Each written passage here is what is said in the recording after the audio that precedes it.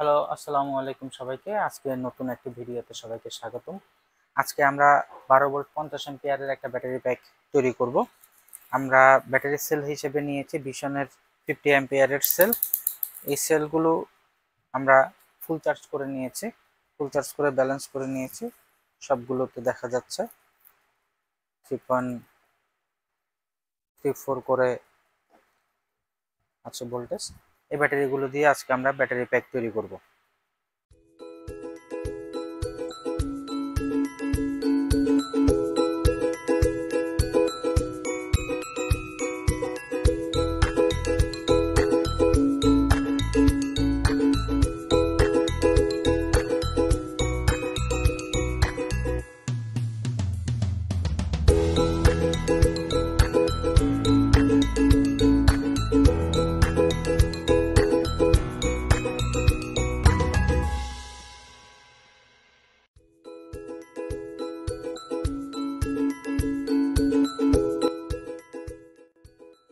BMS হিসেবে আমরা ব্যবহার করব টিডিটি ফোরেস 100 অ্যাম্পিয়ারের একটা বিএমএস।